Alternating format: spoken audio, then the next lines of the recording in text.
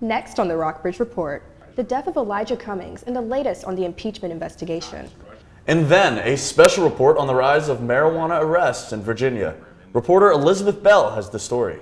And later, so you have to live in each building. We go live to Buena Vista to see the latest downtown project. And breaking news from Turkey, a big announcement from Vice President Mike Pence. All that and more next on the Rockbridge Report. Live from the campus of Washington and Lee University with news from Rockbridge County, this is the Rockbridge Report. Good afternoon and welcome to the Rockbridge Report. I'm Avalon Purnell. And I'm James Laverty. Breaking news, the United States and Turkey have agreed to a 5-day ceasefire in Syria this afternoon. U.S. Vice President Mike Pence met with Turkish President Recep Tayyip Erdogan Thursday evening, Turkey time, for over 4 hours in the capital of Ankara. Pence says there will be a pause in military operations for 120 hours to allow the U.S. allied Syrian Kurds to withdraw. The ceasefire follows Trump's withdrawal of U.S. troops in Syria earlier this week, which cleared a path for Turkey to attack the Kurdish forces. The vice president says the United States and Turkey have mutually committed to peaceful resolution and future for the safe zone. Democratic Congressman Elijah Cummings has died at the age of 68. His office made the announcement this morning. Cummings died at Johns Hopkins Hospital after long-standing health issues. He was born and raised in Baltimore, a community he represented for over 20 years in Congress. Cummings was a fixture in U.S. politics and an advocate for civil rights. He was the chairman of the House Committee on Oversight and Reform and led the charge for an impeachment inquiry into President Donald Trump. A central question to the impeachment inquiry is answered. The White House acknowledged today it held up military aid to Ukraine as President Trump pushed the country's leader to investigate the Democratic National Committee in the 2016 U.S. presidential campaign. But the question remains, will there be a vote in the House on the impeachment inquiry into President Trump? Andy Rose has the latest. We're legislating, we're litigating, we're investigating. House Speaker Nancy Pelosi holding off on a full House vote to authorize a formal impeachment inquiry into President Donald Trump and his controversial phone call with Ukraine. We have learned that call was not in isolation. There was a great deal of preparatory work that was done before the call. There was a lot of follow-up work that was done after the call. This as President Trump's personal lawyer, Rudy Giuliani, flat out refuses to turn over documents subpoenaed in the investigation, tweeting, "I will not participate in an illegitimate, unconstitutional, and baseless impeachment inquiry." Vice President Mike Pence is also shutting down requests for documents, saying in a letter that what was asked for is clearly not vice presidential records. The White House Office of Management and Budget also refusing to cooperate with impeachment subpoenas. Frustration with the investigation is growing within the White House and amongst Republican lawmakers. House Democrats have wasted no time throwing fairness and precedent to the wind. We just hit the greatest economy we've ever had. Let's impeach the president. Isn't that a good idea? I wouldn't worry about it. I'm Andy Rose reporting. The United States ambassador to Ukraine, Gordon Sondland, testified today. George Kent, the State Department's official in charge of Ukraine policy, testified on Capitol Hill all day Tuesday after being subpoenaed to appear. It didn't look promising, but they've done it. EU Commission President Jean-Claude Juncker and British Prime Minister Boris Johnson say they have reached a deal on Brexit. Juncker calls it fair and balanced, and Mr. Johnson says it's a great new deal that takes back control. Both Johnson and Juncker are urging their respective parliaments to back the deal. Not everyone, however, is singing the praises. Nigel Farage, the leader of the populist anti-EU Brexit Party, slammed the agreement on Twitter, saying, quote, "The new deal is not Brexit." CNN's Melissa Bell is in Brussels monitoring for all the latest details. She tells us the deal is a step forward for Brexit, but there's still much more to do. Difficult to see how they were going to cobble together some deal given how different all their positions were. In the end, they did it. What now happens is that European leaders are to arrive along this red carpet later today. Angela Merkel has just arrived here in the building, we understand. The other 26 European leaders will also arrive. The deal will be put to them. The expectation is that they will accept it, since after all, the EU negotiators have been working on their behalf, protecting European red lines and so on. The real question is what Boris Johnson does now. We had this tweet from him earlier, and this was how we learned the deal had been done, saying we've got a great deal done. It now needs to get done by Westminster on Saturday. We need to get behind it so we can get to the other priorities of this government. And that really is the likely next sticking point. It is likely it'll get past the European leaders. This was a deal negotiated on their behalf. How he gets the numbers behind him, and this is again where Theresa May had failed before him, for now it's very hard to see. But a glimmer of hope this afternoon, certainly. It took 5 weeks, but General Motors has finally reached a deal to end a strike by 50,000 of its workers. The tentative agreement was announced by negotiators Wednesday afternoon. In September, employees walked off the job, protesting their pay, benefits, and the treatment of temporary workers. The strike lasted 31 days and cost GM about $1.5 billion in profit. The United Auto Workers Union says it's worked to get fair contracts for workers, but there's no word on when employees will return to work. The deal still needs approval by both union leadership as well as GM leaders before it can take effect. Couples in Virginia no longer have to list their race when applying for a marriage license. A federal judge has ruled that a Virginia law requiring couples to do so is unconstitutional. The move is the result of a lawsuit filed by the couples you see here against the Virginia State Registrar and others. The couples reported they were denied marriage licenses in the state after they refused to check a box disclosing their race on their applications. In the ruling, the judge said the statute requiring people to reveal their race violates the 14th Amendment. A spokesman from Attorney General Mark Herring's office says applicants will now be able to check a box on the form that says decline to answer. One of the couples who played a part in the lawsuit, Brandon Churchill and Sophie Rogers, have ties to Washington and Lee. They are getting married on Saturday. 5 candidates are running for John Higgins' seat on the Rockbridge County Board of Supervisors. 3 of the board's 5 seats are on the ballot this year. The Buffalo seat has the most candidates, with 5 candidates in the running: Leslie Ayers, Charlie Costelny, Max Smith, Jonathan Terrace, and Randall Trout. You can read about all 5 candidates on our Rockbridge website, that is rockbridgereport.wlu.edu. The Rockbridge Report will cover the Natural Bridge District and the South River District in an upcoming broadcast. Election Day is Tuesday, November 5th, and we'll have the broadcast that night. The 25th district race for the Virginia Senate has come down to 2 candidates, and both believe they can win the election. Democratic Senator Cray Reeds, the incumbent, and independent Elliot Harding are running on similar platforms and agree on many issues.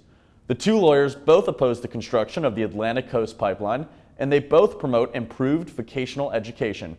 Deeds said in an interview with the Rockbridge Report that the election results will come down to voter turnout, but Harding said that even though he's the underdog, he's confident he could take the seat. The Rockbridge County Board of Supervisors is planning to sue Johnson & Johnson and its subsidiaries over the cost of the opioid epidemic in the area. The board voted 5-0 Tuesday night to retain the Sanford Heisler Sharp law firm, who will serve as lead legal counsel for the county on this matter. 1 year ago, the Board of Supervisors engaged the same firm and another to research and quantify the impacts of opioid use in the county. On April 8th of this year, the board declared the opioid epidemic a public nuisance and authorized a separate suit against Purdue Pharma. Sanford Heisler Sharp has a track record of filing similar lawsuits against big pharma companies from other municipalities in the Commonwealth and across the country. Marijuana arrests are climbing in Rockbridge County and throughout the state, but an increasing number of Virginians are open to legalizing marijuana, according to a recent poll from the University of Mary Washington. Elizabeth Bell crunches the numbers in this special report. The legalization of marijuana is sweeping the country, but in Virginia, possessing weed is still against the law, and arrests are rising. Public support for legal marijuana in Virginia has increased by 32 percentage points since 2017, according to the Mary Washington poll. More than 60% of respondents said they are open to legal marijuana. Captain Tony McFadden of the Rockbridge County Sheriff's Office says public support for recreational marijuana hasn't made law enforcement more lenient about arrests. Virginia still seems to be enforcing the laws that we have on the books. Marijuana is still illegal in Virginia, and we still make the charges when we see it. Marijuana-related arrests in Virginia reached a 20-year high in 2018, despite shifts in public opinion, according to the state police's annual Crime in Virginia report. Rockbridge County had the 2nd highest drug-related arrest rate and the 5th highest marijuana-related arrest rate per resident in the state, according to the Virginia Department of Criminal Justice Services. We have a zero tolerance when it comes to drugs in this community, so if we have a gram or two or a pill or two or whatever we find, we deal with it and we make charges as appropriate. McFadden said the lower crime rate in Rockbridge County means that law enforcement has more time to focus on marijuana arrests. You make a traffic stop and find a few grams of marijuana in a busier jurisdiction. An officer may not have time to deal with it because he has a more urgent call down the road a couple miles that he has to get to. Throughout the Commonwealth, courts also vary in how they handle marijuana possession cases. But in Rockbridge County, local prosecutors are tough. An analysis of 2018 online court records by the Virginia Mercury shows that over 3/4 of people charged with marijuana possession in Rockbridge County were found guilty. In some courts, less than 30% of these cases had guilty verdicts. Attorney General Mark Herring has come out in favor of decriminalizing possession of small amounts of marijuana. There is a first offenders program in the Commonwealth that offers certainly leniency if it's your first time through to make it completely come off your record. Repeat drug offenders make up a large portion of the inmate population here at the Rockbridge Regional Jail, which has had an effect on overcrowding, McFadden said. Overcrowding has been an issue here for years, but as the inmate population continues to rise, the situation is worsening. In Rockbridge County, Elizabeth Bell, The Rockbridge Report. Coming up on The Rockbridge Report, we will give you the latest on Typhoon Hagibis in Japan. It was another scorcher here in Lexington, but the weekend will bring in some fall temperatures. Tune in to the weather to find out more. And later, a live look at downtown BV's new project. Japanese coastal residents are continuing to clean up after deadly Typhoon Hagibis hit Japan last weekend. It left widespread flooding, landslides, and destruction in its wake. At least 72 people were killed and more than 200 were injured in the storm. Major search and rescue operations are underway to help those still trapped. More than 100,000 personnel are taking part in the search efforts, including police, fire department staff, and self-defense force staff. But the rescues have not been without tragedy. A 77-year-old woman was killed during a helicopter rescue due to a harness that was not properly secured. The deputy chief of the Tokyo Fire Department apologized for that accident during a news conference on Sunday. Thousands of residents are without power or water.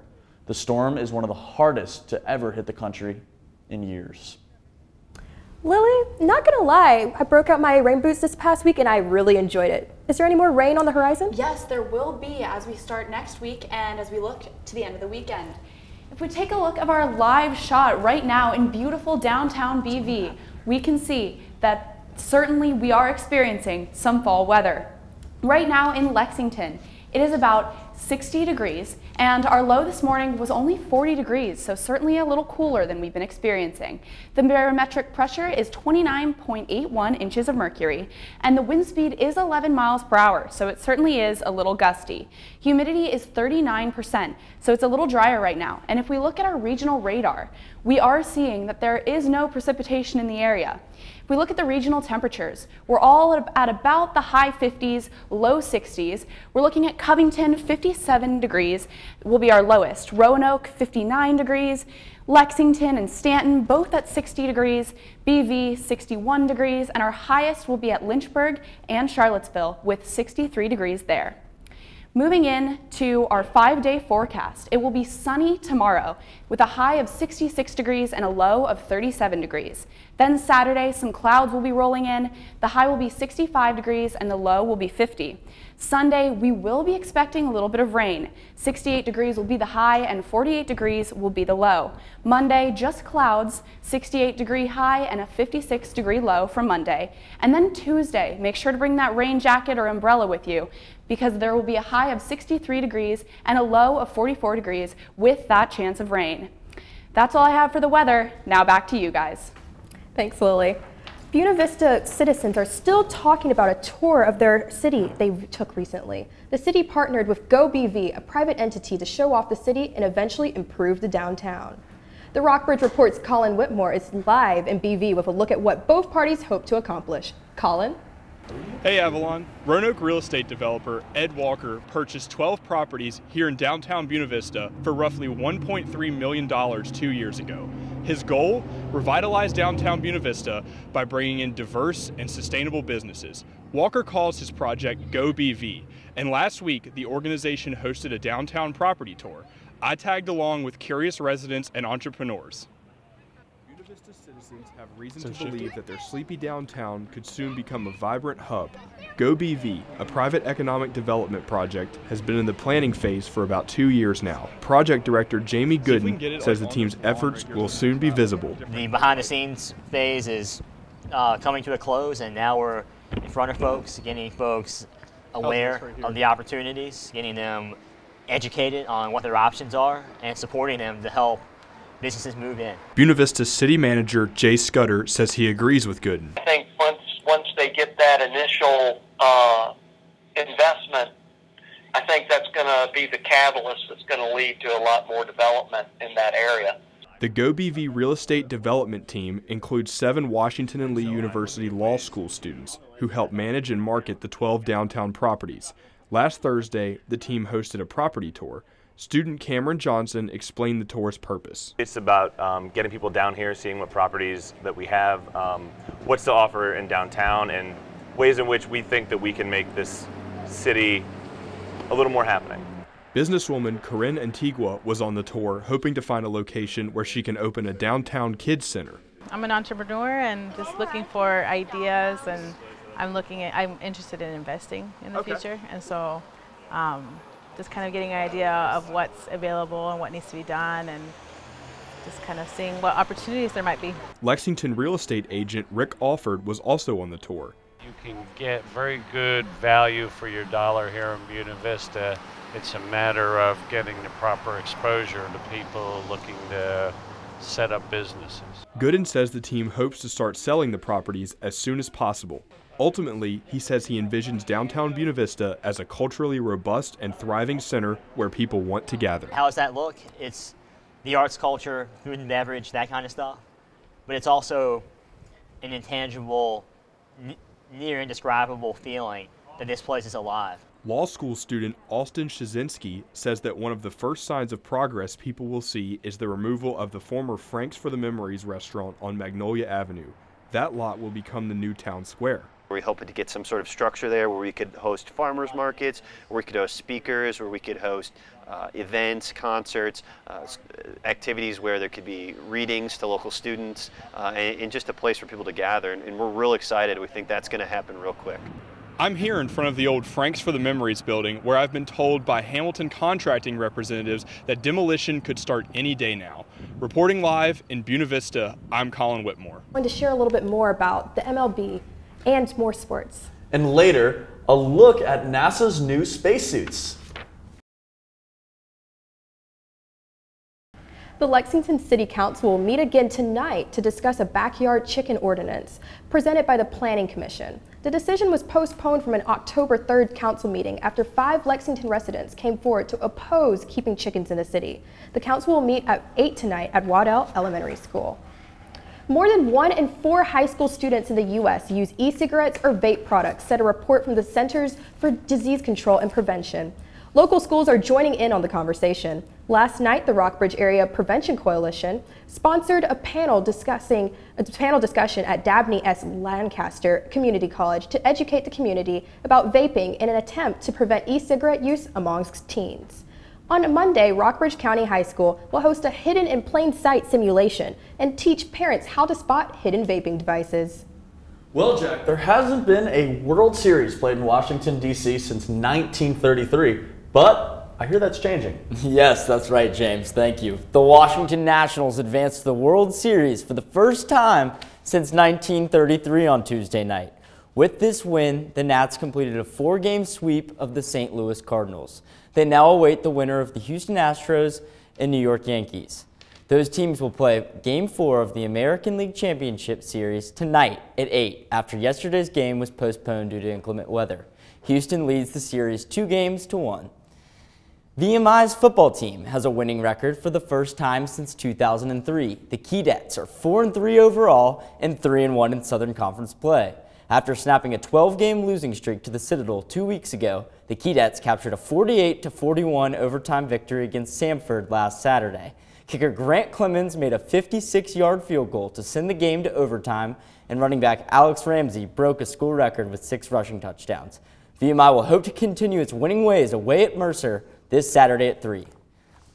The Rockbridge County and Perry McClure football teams were in action last Friday. The Wildcats were beaten by Spotwood 55-10.